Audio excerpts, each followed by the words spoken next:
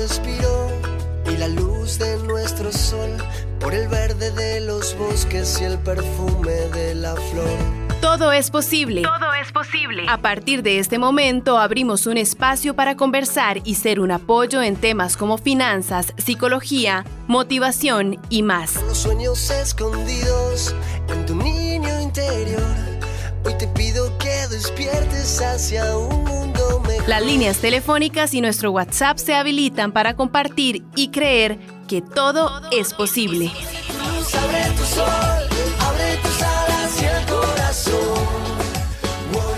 Buenos días, bienvenidos a su programa Todo es Posible en Radio Nacional de Costa Rica. Como todos los lunes, usted y yo tenemos una cita. Usted con su cafecito, con un tecito. Vamos a hablar de salud mental. Vamos a hablar de psicología, vamos a hablar de amor propio.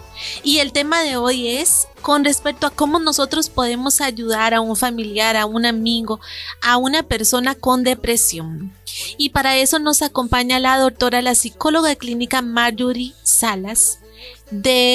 Moreno Salas de la clínica Lotus. Bienvenida, Marjorie. Es como siempre para nosotros un honor tenerla hoy con nosotros, una gran profesional de gran experiencia que nos va a acompañar para desarrollar este tema.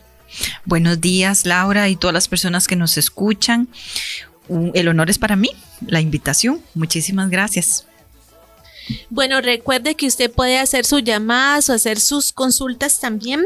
Nosotros vamos a estar respondiendo sus consultas y quiero que usted reflexione si conoce a alguien que en este momento esté pasando por una depresión o si usted ha acompañado a algún familiar o algún amigo con depresión. ¿Qué le gustaría, por ejemplo, que hubieran hecho por usted cuando usted estaba pasando por un mal momento? Y vamos a estar hablando de todo este tema de mitos, qué hacer, qué no hacer cuando tenemos una persona con depresión. Marjorie, empecemos por la base, en grandes rasgos, para que las personas que nos escuchan puedan acercarse un poco más a este tema. ¿Qué es la depresión? Desde un punto de vista clínico. Bueno, la depresión desde un punto de vista clínico, digamos así, en términos estrictos, se considera un trastorno. Cuando el dolor y la tristeza, que son como las emociones, digamos, que están de base, se extienden mucho en el tiempo, se extienden más de 2 semanas, ya la persona lleva 3, 4 semanas, digamos, lleva mucho tiempo, en el que ya va entrando en algo que nosotros llamamos un episodio depresivo.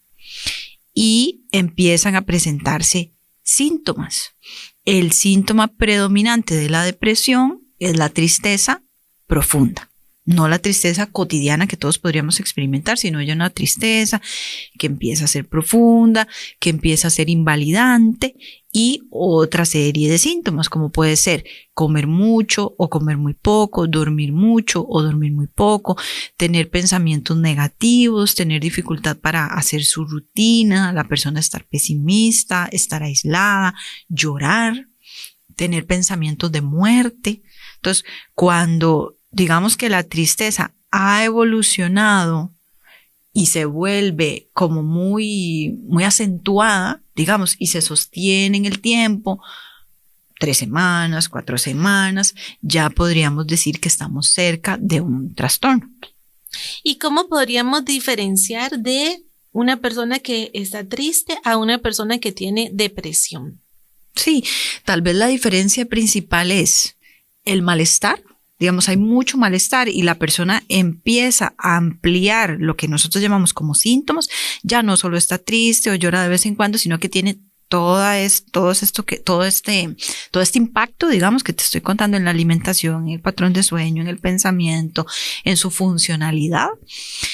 Y empieza a afectar otras áreas de la vida de la persona.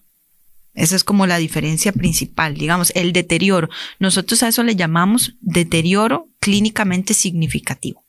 Entiéndase, la persona no logra hacer su rutina día a día como lo hace siempre. No logra trabajar, no logra estudiar, no logra hacer como sus quehaceres domésticos o sus actividades personales, sus hobbies, etc. Y claramente puede ser una persona que siempre ha estado feliz, que era de actitud positiva, una persona con mucha energía, y de repente encontramos a esa mamá, a ese papá, a ese hijo, a ese esposo que lleva días triste, con esa tristeza profunda, que ya dejó de hacer las cosas que antes hacía, que ya duerme mucho o que no duerme, que come mucho o que ya no tiene apetito, y nos podemos sorprender de ver que una persona que siempre ha sido una persona alegre, de repente lo encontramos sumamente triste, decaído, y correcto. Eso puede sorprender mucho a la familia. Y hay algunas personas que llegan y piensan que es flojera, ¿verdad? Que es flojera, que mi hijo está así, que es falta de voluntad. Hay muchas mamás que le dicen, ay, usted lo que está es aburrido, véngase a lavar los platos, véngase a hacer oficio, ¿verdad? O algunos mitos es que la persona llega y dice, no, ella está así porque quiere. No se arregla, no se baña, no va a trabajar porque quiere, porque eso es cuestión de actitud. O si tuviera algo que hacer, eso se le pasa.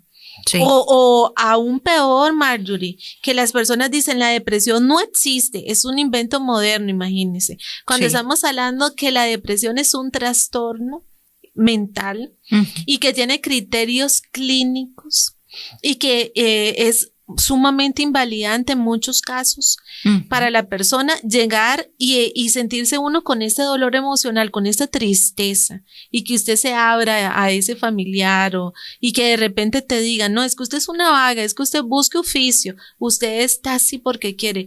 Imagínense lo doloroso que puede ser para una persona que está pasando depresión. Sí, igual hay un grupo de personas que tal vez usted no las ve llorando ni triste, como lo vamos a entender, pero lo que sí te refieren es que ya no disfrutan nada de lo que antes disfrutaban, o están muy desesperanzadas, o están muy, muy abatidas, como muy decaídas.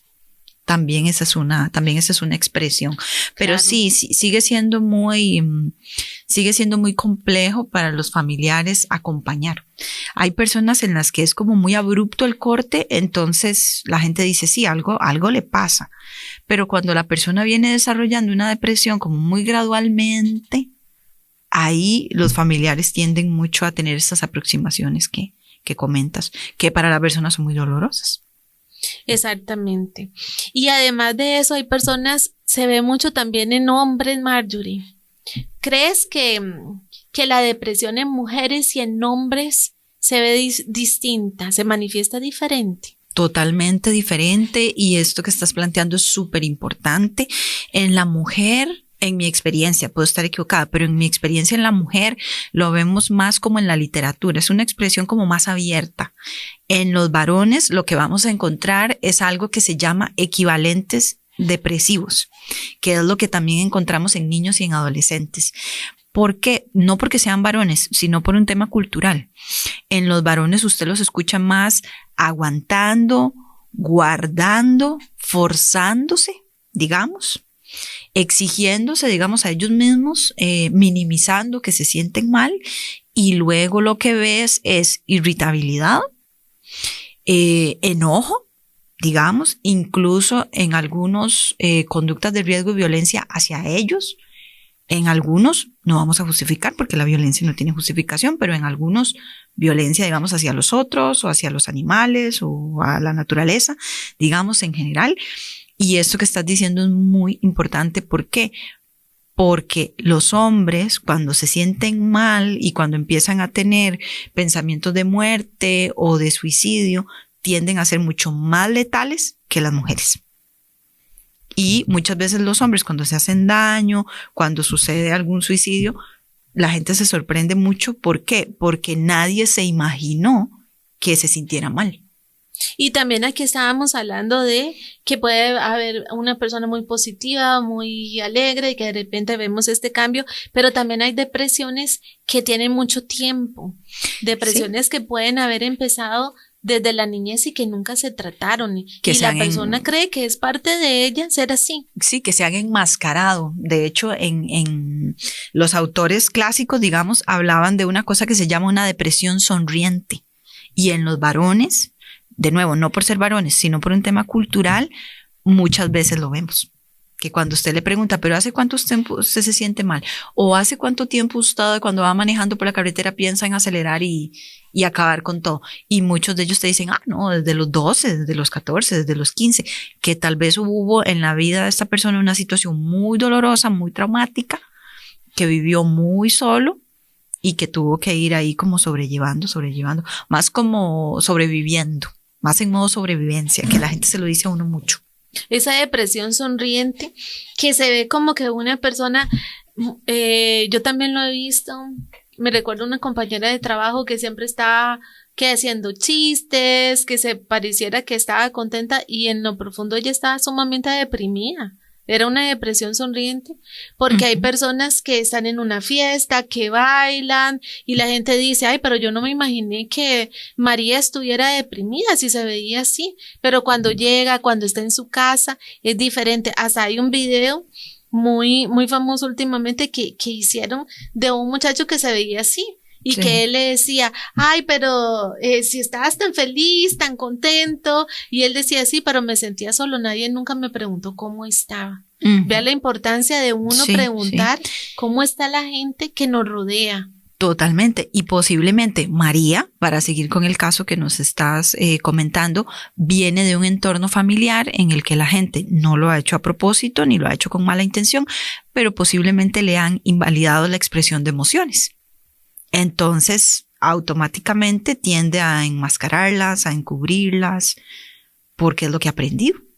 Y cuando yo he estado en consulta, hay gente que me dice, no, la verdad es que yo siempre era así. O sea, cuando yo estaba, uno ve que tuvo una depresión cuando era una niña, cuando era una adolescente también. Y entonces eso nos lleva a hablar de los diferentes tipos de depresión. ¿Cuáles serían los diferentes tipos de depresión que sueles ver en tu clínica? Bueno, lo que pasa es que la depresión, como muchos temas en salud mental, podemos decir que es como un espectro. Entonces es muy amplio. En la parte clínica, digamos, podemos empezar con las depresiones posparto, después del nacimiento, ¿no? Luego hay una depresión que le vamos a llamar la depresión endógena, que son las personas que provienen, por ejemplo, de familias donde hay mucha depresión. Entonces, en términos generales, digamos, vamos a partir como de que es algo biológico, digamos. Luego hay una depresión que la encontramos en las personas que se psicotizan, que eso luego lo podemos explicar porque es, digamos, un poco complejo. Luego, en los duelos, puede ser que los duelos, si son muy fuertes, si son muy, o sea, tremendamente dolorosos para la persona, pueden evolucionar a una depresión.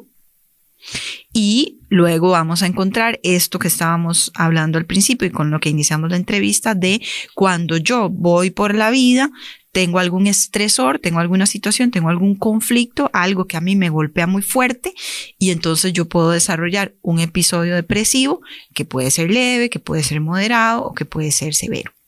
Y hay otras clasificaciones porque las clasificaciones, digamos, van cambiando, pero creo que con esas podemos como empezar. Y también lo que decíamos antes, hay episodios de depresión que se expresan diferente en niños y en adolescentes. Y de eso vamos a estar hablando después de la pausa. Estamos hablando de cómo ayudar a un familiar, a un amigo, a una persona con depresión. Vamos a una pausa y pronto regresamos a Todo es Posible. Por el aire que respiro y la luz de nuestro sol, por el verde de los bosques y el perfume. Todo es posible. Continuamos con más. Bueno, continuamos con su programa Todo es Posible, nuestra cita de los lunes a las 8 de la mañana. Les saluda la psicóloga clínica Laura Goyenanga. Recuerde que el número de mi consultorio es 8477-4108 y me encuentra en las redes sociales como psicóloga Laura Goyenanga, Psicología Integral Motiva. Estamos hablando con la psicóloga clínica Marjorie Moreno Salas de la clínica Lotus y estamos hablando del tema de cómo ayudar a una persona con depresión. Estuvimos hablando en la primera sección del programa lo que es depresión, diferentes tipos, cómo se manifiesta la depresión generalmente en mujeres o en hombres, si hay diferencia. Y antes de la pausa, Marjorie nos iba a decir cómo podemos ver esa depresión en niños, en adolescentes? Sí, en niños y en adolescentes lo que vamos a encontrar sobre todo es lo que hablábamos antes, que son equivalentes depresivos. Entonces, si la familia está viviendo un cambio muy fuerte, una situación muy fuerte, si las personas adultas están deprimidas, posiblemente en los niños y adolescentes también hay expresiones de esa depresión, pero no necesariamente como hablábamos al principio. Pueden ser cambios sutiles, pueden ser cambios en aislamiento, irritabilidad, puede ser pérdida de interés, puede ser cambios de conducta en la escuela, en sus notas, disminución del rendimiento académico. Y como decías en el programa de la semana pasada, los niños no lo van a hablar. Quizá un niño de 4 añitos no te va a venir y decir, mami, estoy deprimido, pero usted lo va a ver en su comportamiento, lo va a ver en su juego, lo va a ver si de repente es un niño agresivo. En el dibujo. Puede ser que lo dibuje.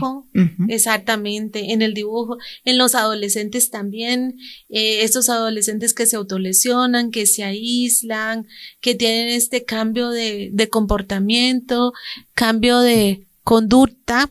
Entonces, nosotros podemos ver en ellos la depresión, pero recuerde que no la vamos a encontrar como en nosotros los adultos, ¿verdad? Y que también es importante que usted sepa que no en todas las personas se va a ver igual. Una persona, por ejemplo, María puede estar deprimida con esa depresión sonriente que usted la ve, que va, que sale con sus amigas, y Juanita puede estar deprimida y no levantarse de la cama, no ir a trabajar. Y lo importante con la depresión es que usted sepa que la depresión es real, que es un trastorno mental, no es algo de actitud, no es algo de voluntad, de póngale ganas, sino que es algo también muchas veces químico, biológico, que está afectando neurotransmisores, también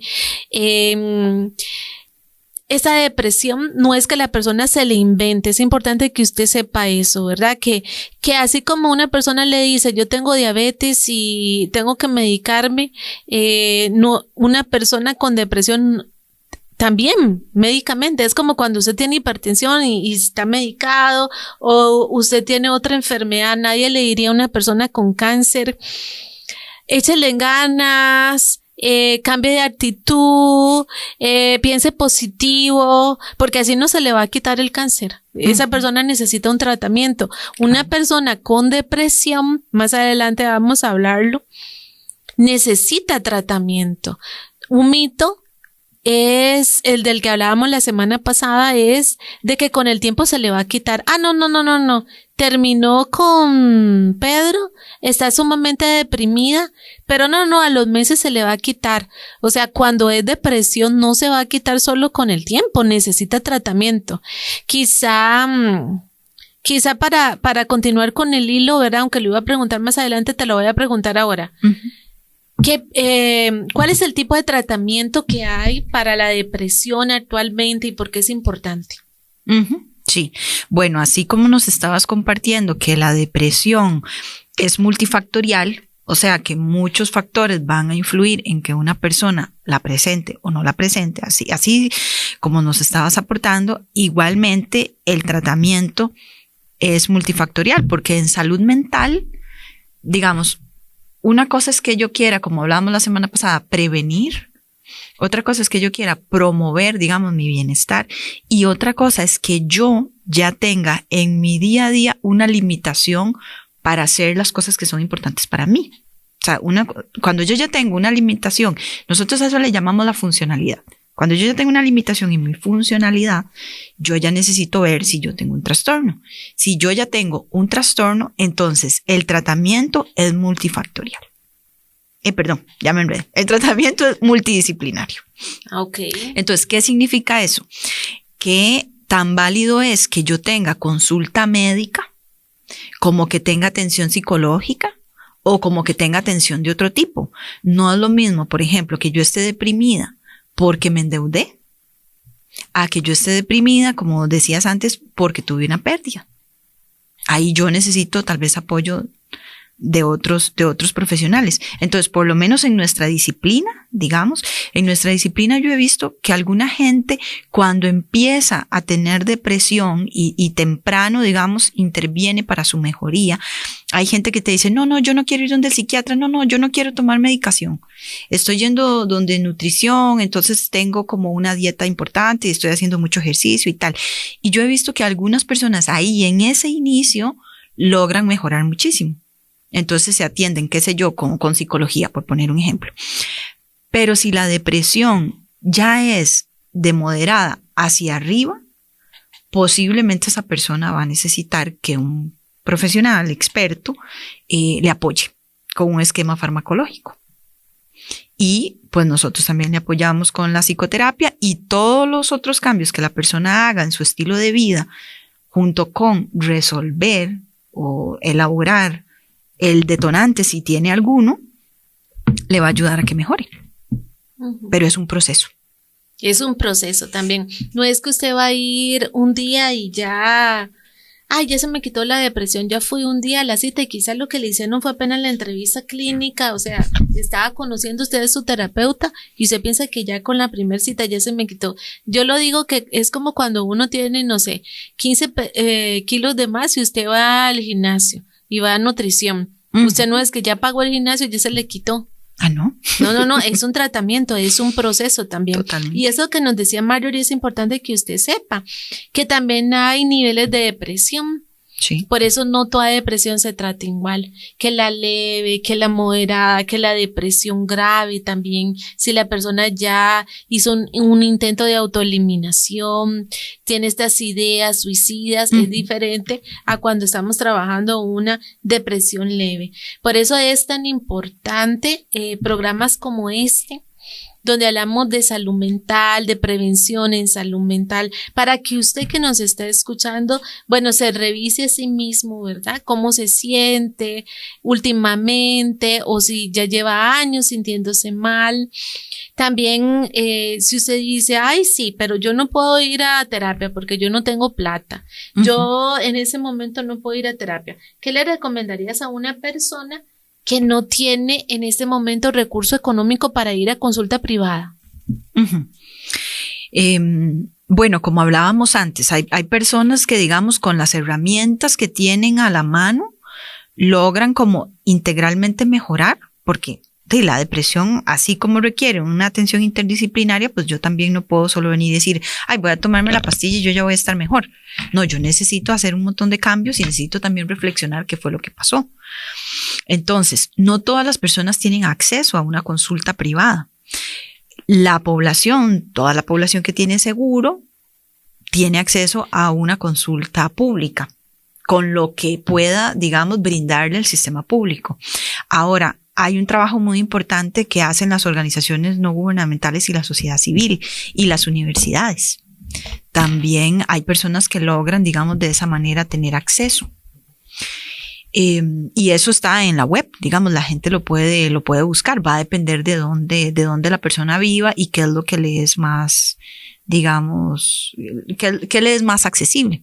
Pero hay mucha gente, digamos, que se trata en servicios que ofrecen las universidades, algunos con profesionales, digamos, con una tarifa reducida, otros con estudiantes de último año con supervisión. Entonces, yo lo que le diría es que las personas que consideren que necesitan apoyo y que tal vez no tienen el recurso económico, exploren.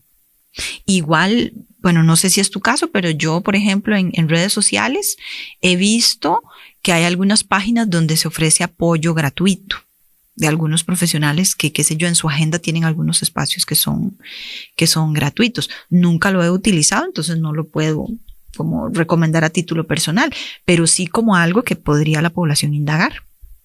Y también que existe dependiendo del grado de depresión o cómo usted se sienta, porque muchas veces sí o sí la terapia es sumamente necesaria y a veces se va a complementar con medicación con un psiquiatra. Pero también hay libros que nosotros podemos leer. Hay uno de Marian Rojas Estapé, que es una psiquiatra. Este libro se llama Cómo hacer que te pasen cosas buenas. Hay otro de ella que se llama Encuentra tu persona Vitamina, como decíamos la semana pasada, los libros de Rafael Santandreu, un español, El arte de no amargarse la vida, Nada es tan terrible. Pueden ayudar también los grupos, a las personas, ¿verdad? Marjorie, en el caso tuyo, das consulta. ¿Cuál sería el número de la clínica Lotus? Sí, correcto. Yo brindo atención individual. El número es 8708-5892 en Montes de Oca. Y también por redes sociales las personas pueden encontrar, también usted busque esas páginas que sean más serias, ¿verdad? Porque hay mucha gente que quizás tiene depresión y busca profesionales que no son páginas serias, ¿verdad? Usted busque estos podcasts, estas redes sociales, por ejemplo, Radio Nacional de Costa Rica, programas como programas que usted va a encontrar profesionales como Marjorie, que son profesionales ya con especialidades clínicas. Busque fuente de información que sea más confiable, ¿verdad? Donde usted también pueda apoyarse, estos podcasts, estos libros, acercarse a un buen terapeuta, o como decía Marjorie, hay veces a estos servicios. Yo me acuerdo, yo estudié la licenciatura de la Universidad Católica y ahí hacíamos nosotros casos de supervisión. Nosotros en licenciatura atendíamos con nuestra práctica profesional a pacientes y los pacientes pagaban poquito, o sea, daban un pago simbólico y los profesores supervisaban a los estudiantes. Entonces también Marjorie, que estudió en la Universidad de Costa Rica, me imagino que tiene también, ¿verdad? Tiene un centro de prácticas. Centro de prácticas. Sí, y como hablábamos la semana pasada, en buena hora que el tema de salud mental cada vez está más presente y la gente lo tiene dentro de su lista de prioridades y dentro de su autoevaluación y su autoconocimiento. Y también yo he visto que últimamente hay empresas donde ya quieren ofrecerle a la gente ese servicio también. Exactamente. Porque quieren motivarla y porque, bueno, todos salimos ganando, ¿no? O sea, si estamos bien, si estamos mejor, si cada vez tenemos más bienestar, esto es una bola de nieve, pero positiva, ¿no? Es como un círculo virtuoso. Claro, porque las empresas también después de la pandemia se han dado muchos casos de personas con estrés, con ansiedad, con pánico, con depresión, y muchas empresas han entrado en esa conciencia y nosotras brindamos ese servicio para empresas. Usted puede contactar, por ejemplo, a mi número de teléfono 8477-4108, las redes sociales como Psicología Integral Motiva, psicóloga Laura Goyenaga, que también doy este servicio a empresas, y la doctora Marjorie también. Hay mucho donde nosotros podemos levantar la mano y pedir ayuda. Marjorie, ¿qué banderas rojas hay de que una persona está con depresión? ¿Cómo nos podemos dar cuenta de que ese esposo, de que esa esposa, de que esa hermana, de que ese sobrino? Porque, claro, nosotras somos psicólogas y tenemos como este ojo clínico, estamos viendo, ¿verdad?, ciertas cosas, y aún así hay mucho que se nos puede escapar en la cotidianidad con nuestros familiares. Pero las personas que no tienen esta formación en psicología, ¿cómo yo me puedo dar cuenta, por ejemplo, que un sobrino de repente está deprimido? Que está deprimido. Sí, a mí me gustaría tal vez aportar esto porque pienso que puede ser útil. Hay muchas miradas y hay muchas explicaciones de la depresión y hay muchas formas de acompañar a las personas, pero a mí me ha resultado sumamente útil, no solo para el trabajo, sino para mi propia vida, reflexionar que la depresión tiende a tener de fondo culpa y enojo. Entonces, muchas veces en la familia... Ok, entonces vea, Marjorie, me están diciendo que vamos a hacer una pausa y usted nos va a hablar de esa culpa y ese enojo que sienten las personas con depresión después de esta pausa. Muy Regresamos bien. En su programa Todo es Posible, Radio Nacional de Costa Rica. Vamos a una pausa y pronto regresamos a Todo es Posible. Por el aire que respiro y la luz de nuestro sol, por el verde de los bosques y el perfume. Todo es posible. Continuamos con más. Regresamos en su programa Todo es Posible. Recuerde que todos los lunes, apúntelo ahí, póngalo en su agenda, a las 8 de la mañana por 101.5 FM. Le acompaña la psicóloga Laura Goyenaga con todo el cariño para hablar de temas de psicología y salud mental, y con nuestros excelentes grupo de invitados profesionales, como el día de hoy la doctora Marjorie Moreno Salas. Marjorie, antes de ir a la pausa, estábamos hablando de que la depresión muchas veces se acompaña de culpa, y nos ibas a hablar de eso, culpa. Ajá. Y enojo. Sí. Estábamos comentando de cómo podemos, digamos, como identificar que una persona que queremos, que es cercana a nosotras, tiene depresión. Entonces yo quería como aportar, porque pienso que puede ayudar, que la depresión tiende a tener de fondo culpa y enojo.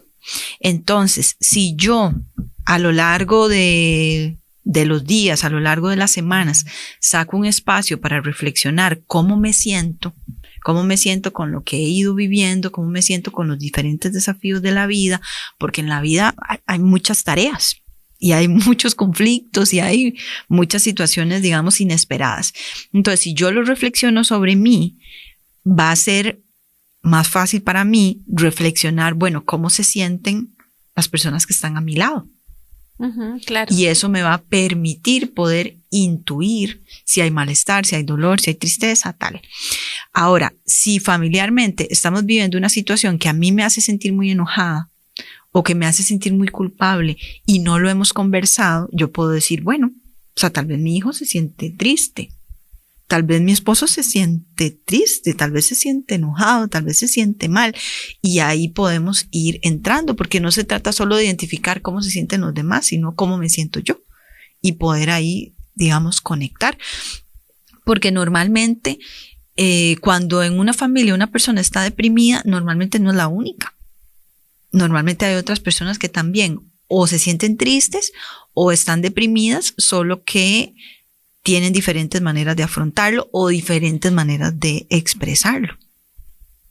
Entonces eso también puede ayudar un poco, como qué estamos viviendo, cómo me voy sintiendo yo, cómo se pueden sentir mis allegados, acostumbramos a hablar de esto, o nos cuesta mucho, o le tenemos mucho temor. Hay gente que a mí me ha dicho, Marjorie, es que yo no había venido a consultar porque a mí me da miedo sentirme mal, sentirme triste y deprimirme mucho. Y hay gente que tiene mucho miedo de deprimirse mucho y de terminar en una cama. Y hay gente que tiene miedo de deprimirse mucho y terminar en el hospital, porque no lo ven como un apoyo, sino que lo ven. Buscan escapar, como decíamos, en rendimiento compulsivo muchas veces, en estar haciendo cosas, en no afrontar ese problema, esa situación, porque quizá también me ha pasado en consulta que he visto a personas que le agarran fobia a la depresión porque en algún momento se deprimieron y ahora no se quieren deprimir, digamos, superaron ese episodio de depresión y súper bien, quizá fue hace 10 años por ahí, pero les agarran miedo a conectar con sus emociones y con la tristeza, y lo que hacen es solo me distraigo y me ocupo y dejo pasar el tiempo esperando que con eso no se me va a quitar la depresión, pero como decíamos la semana pasada, eso es un mito. Nosotros tenemos que conectar con esa tristeza, pero no me voy a hundir en esa tristeza, sino que voy a conectar, voy a atravesar esa tristeza para pasar al otro lado, porque si yo huyo de esa tristeza, huyo de ese miedo, huyo de esa emoción, no lo voy a poder superar. Necesito muchas veces apalabrarlo con una persona que me comprenda, que me escuche, con un terapeuta con el cual yo pueda sentir esa empatía, ese apoyo, conversarlo con ese familiar, con ese buen consejero, ¿verdad? También usted vea a quién le está contando sus problemas, porque si usted llega y le cuenta sus problemas a alguien, muchos adolescentes hacen eso, o sea, le cuentan el problema a una compañerita y obviamente la compañerita le va a decir a partir de lo que ella hace, pero quizá ella está peor que usted. Entonces también veamos a ver a quién o a alguien que conocieron en las redes que no sabemos quién es. Exactamente. Usted también busque un profesional que esté colegiado, un profesional. Sí. O al ChatGPT, que no es que lo esté, ¿verdad? No es que esté diciendo que esté mal, pero tendrá su alcance como todo, ¿no? Es una herramienta. no es un terapeuta. Exactamente, porque con el problema de ChatGPT que hemos visto casos últimamente es que él no te va, por ejemplo, cuando una persona ya está con ideación suicida, el terapeuta es donde nosotros podemos romper el silencio profesional y pedir ayuda a un familiar, hay veces un internamiento, bueno, ya un plan de emergencia, que el GPT no te lo va a decir porque él no te va a decir, deme el número de su mamá para llamar, deme el número de su tía. O sea, claro, el GPT tiene muchas ventajas, pero también el alcance todavía es limitado en este sentido, ¿verdad? Entonces, veamos a ver, es que imagínense si uno lo hace con el cabello, yo lo hago con el cabello, cuando yo lo tengo rizado, cuando me lo voy a planchar, voy donde una señora, y bueno, otro día fui donde otra y me lo dejó muy bien, pero yo no voy donde cualquiera, me da miedo, o cuando usted se va a teñir el cabello. Es que de verdad, o cuando te haces un tratamiento de belleza, que uno dice, santo Dios, y después se la dejan como Bozo el payaso, qué sé yo. Imagínese cuánto más nuestra cabeza, a quién nosotros estamos poniendo nuestra salud mental, a qué Totalmente. Profesional, o estamos jugando con eso, y se lo estamos poniendo a cualquier persona, o simplemente lo estamos dejando ahí. Entonces sepa que esas son banderas rojas que si usted ve que, como Marjorie dice, si alguna persona, si estamos pasando un duelo en familia, bueno, pongámonos atención porque puede ser que yo lo esté sobrellevando mejor que otra persona. Entonces tengo que estar viendo estos indicadores. Por ejemplo, síntomas también decíamos que puede ser fatiga sin razón, cansancio extremo, cambios en el sueño, insomnio o dormir de más, irritabilidad o llanto frecuente. También, Marjorie, todo el tema del consumo de sustancias. Así es. Correcto. Sí.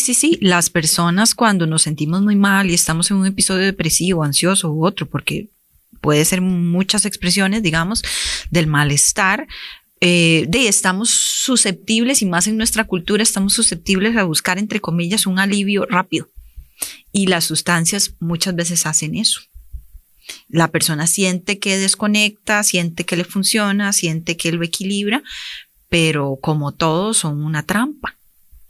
En el sentido de que si yo lo sostengo en mi vida, pues termino siendo prisionero de eso.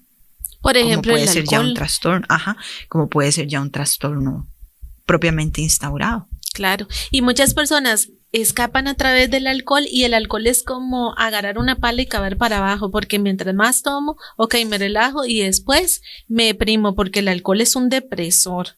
Entonces, ese abuso de sustancias, uso de sustancias, viene siendo, como dicen, la cura peor que la enfermedad, porque más bien te lleva a otra patología.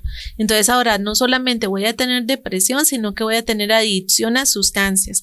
Entonces, pongamos atención si este familiar está consumiendo muchas sustancias, de repente nos dice que no puede dormir o que duerme demasiado, o peor aún, Marjorie, cuando nos hacen comentarios como no valgo nada, estoy cansado de todo, quisiera desaparecer, ya no tienen, dejan de estudiar, dejan de trabajar. Entonces, vea qué banderas rojas son para nosotros poner atención que este familiar necesita apoyo, ¿verdad?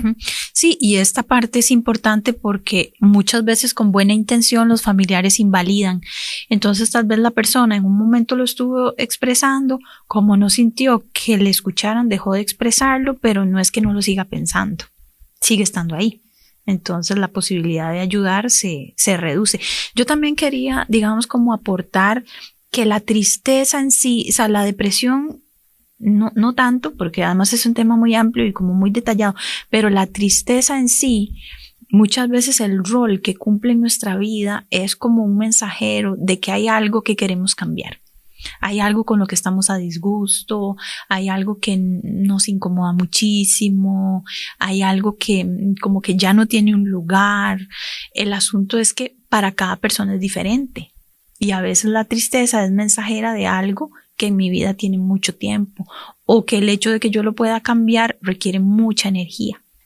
Y ahí es donde rápidamente buscamos, entre comillas, un alivio para decir, no, yo retomo y sigo adelante, porque tal vez el esfuerzo que hay que hacer es muy grande. Pero también esto es importante, sobre todo si nos están escuchando personas que a lo largo de su vida la tristeza les ha acompañado mucho, para que puedan ahí como también profundizar un poco. Sí, la mensajera viene y toca la puerta, ¿verdad?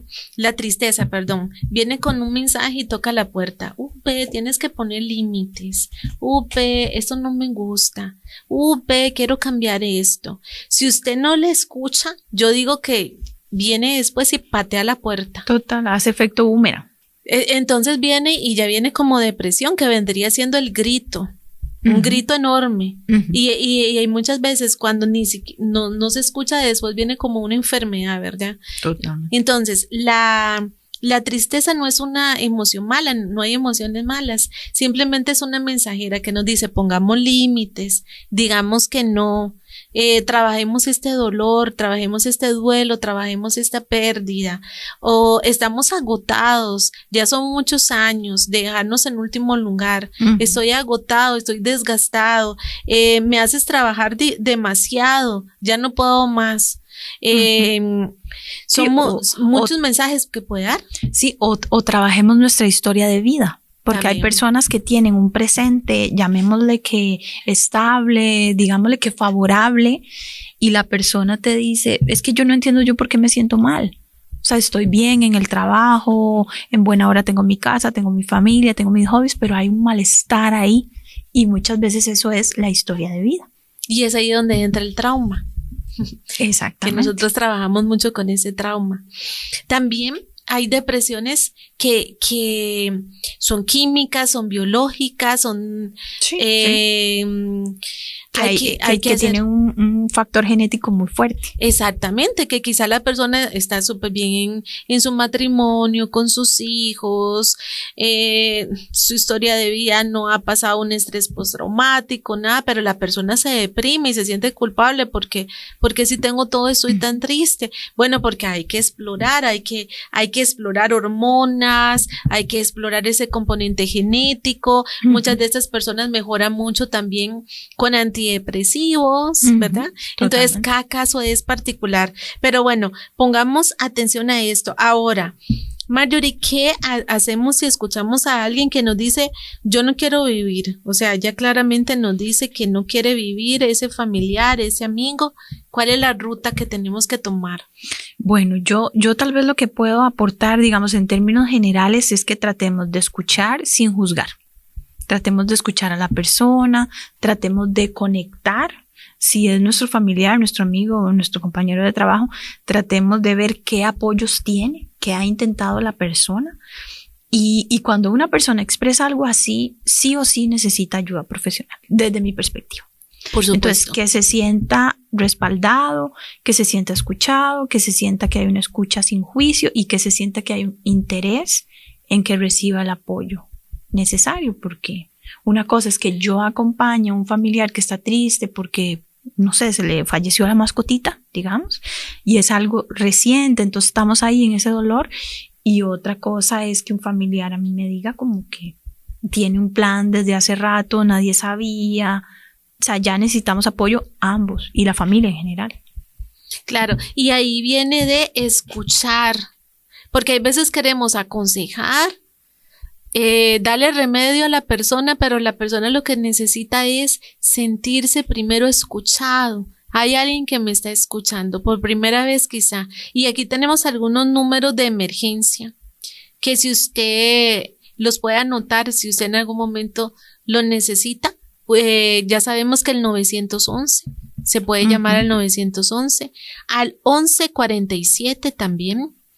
Y estos son números gratuitos, el 800-2737-860 y el 2234-2730. Estas son líneas donde nosotros podemos pedir ayuda, ¿verdad?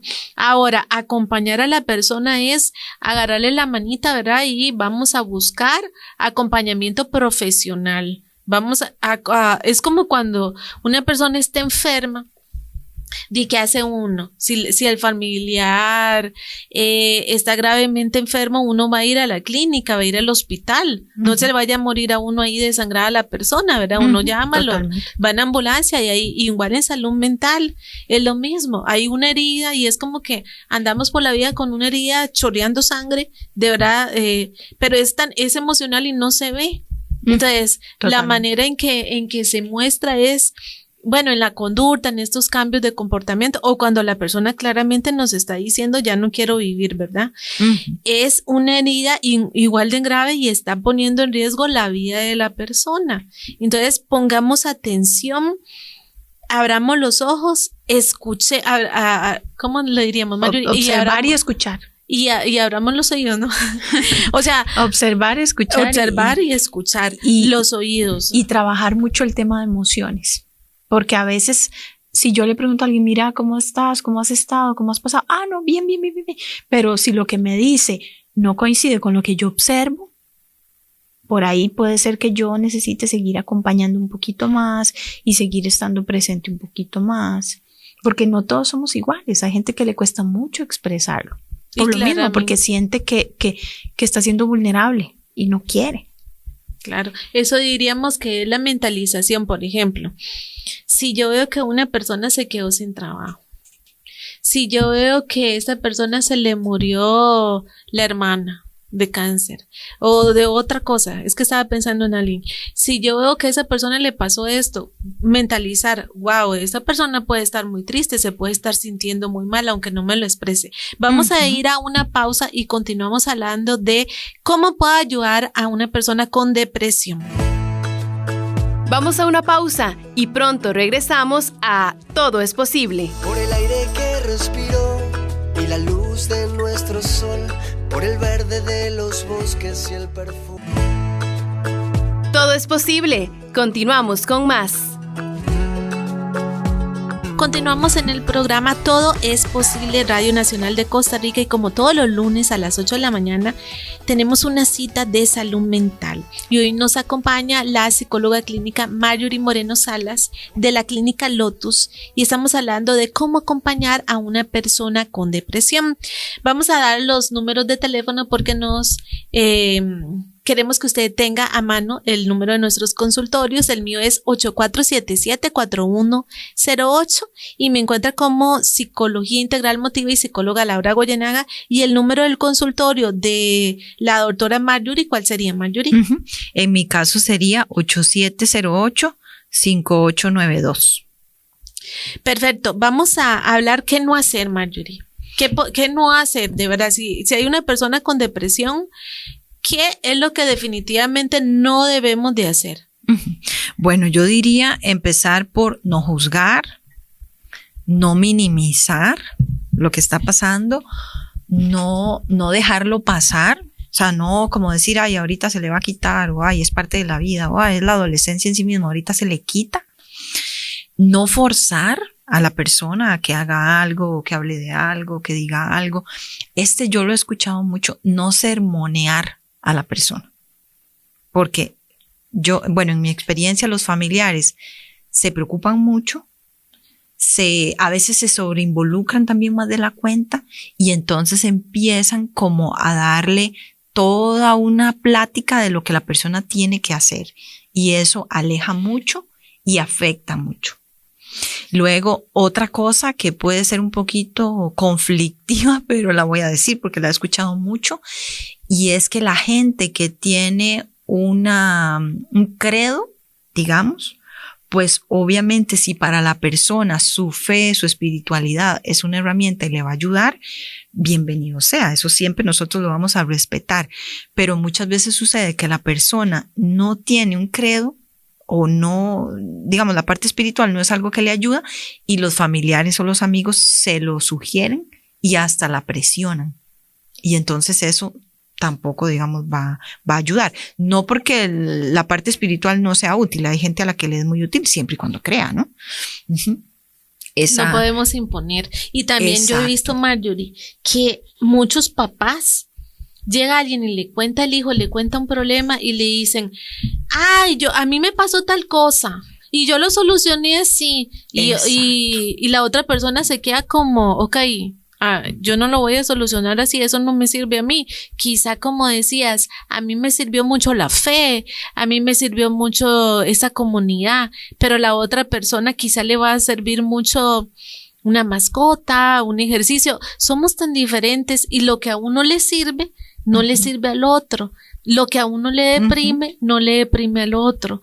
Por eso es que mucha gente se siente tan incomprendida y muchos hijos con los papás, porque los papás tienen esa buena intención y le dicen, no, vea, a mí lo que me pasó fue esto es de tener la mente fuerte, no hay que tener mente débil, y les dan un sermón y ellos se sienten peor, y como decías, ahora ya no le voy a volver a contar a mi mamá, porque fue invalidante lo que me dijo.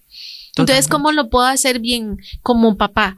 Si viene mi hijo y me dice, mami, me siento tan triste, tan deprimido, y ya me cuenta la historia de su ruptura, ¿cómo lo hago bien?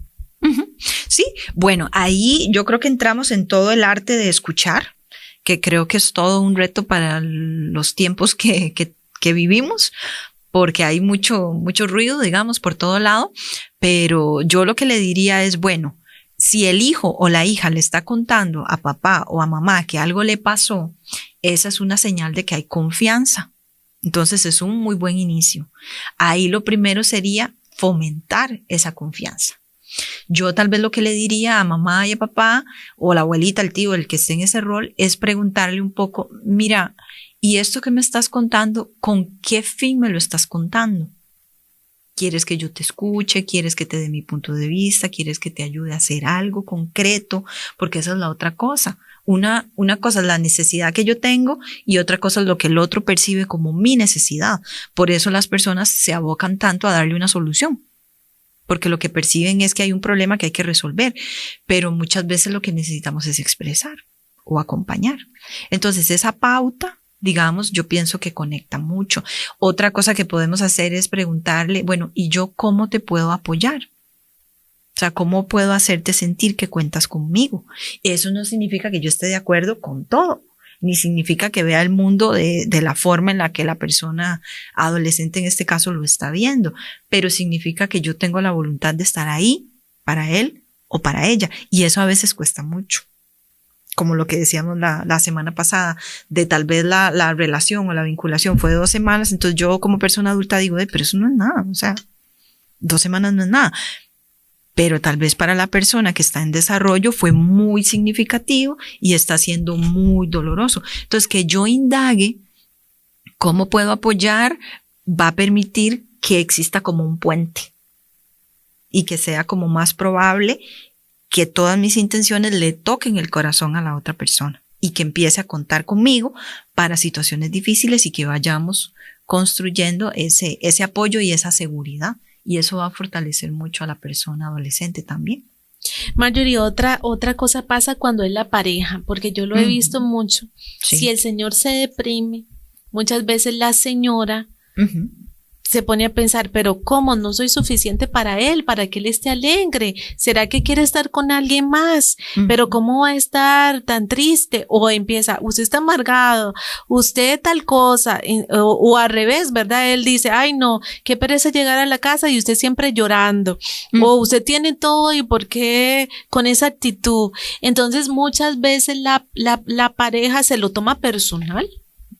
Totalmente. Sí, lo personaliza. Eso pasa mucho y creo que viene de la mano con lo que hablábamos la semana pasada de entre más yo he trabajado mi historia de vida, entre más yo he trabajado mis heridas, entre más yo me conozco mi forma de ser, conozco mis herramientas, conozco cómo reacciono frente a situaciones de alto estrés, yo voy a tener más posibilidad de acompañar, de tomar distancia y de decir, bueno, me duele, porque tal vez me duele ver a la persona diferente o verla con este cambio o verla con esta situación de salud mental, pero voy a poder tomar una distancia y decir, bueno, ¿qué será lo que está dificultando que mi familiar afronte mejor, pueda ir resolviendo, digamos, como su propio dolor y podamos tener más armonía y más conexión?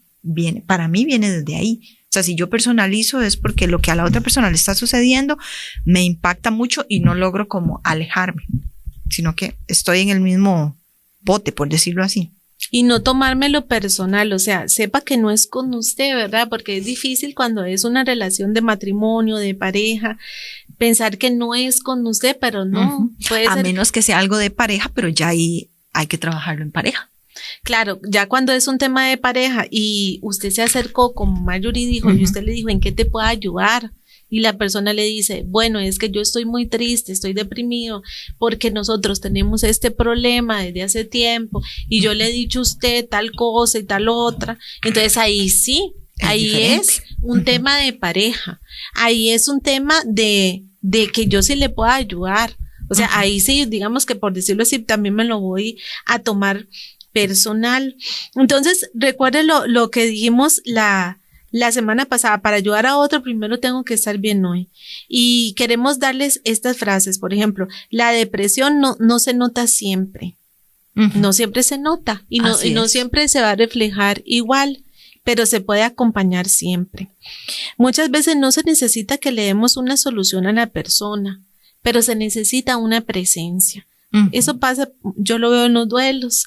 O sea, usted no puede resucitarle a la persona ese ser que partió, no puede, pero usted sí le puede acompañar con su presencia, y a veces hasta una presencia silenciosa. Vale más que estar diciendo uno consejos que nadie le pidió. Escuchar sin juzgar es una de las formas más profundas de cuidar. Eso nos cuesta mucho a nosotros. Acompañar no es salvar, es caminar al lado. Y pedir ayuda es el primer paso hacia la recuperación. Gracias, Marjorie, por acompañarnos en el día de hoy. Fue un gusto tenerla con nosotros. Igualmente. Esperamos contar con usted en próximos programas. Y gracias a todos ustedes que todos los lunes a las 8 de la mañana se conectan con su programa Todo es Posible. Aquí la psicóloga Laura Goyenaga con todo cariño estará para trabajar todos estos temas de psicología y salud mental. Que tengan un bello día. Hasta aquí. Todo es posible. Todo es posible. Le esperamos en nuestra próxima edición y así poder compartir con profesionales que te ayudarán a creer.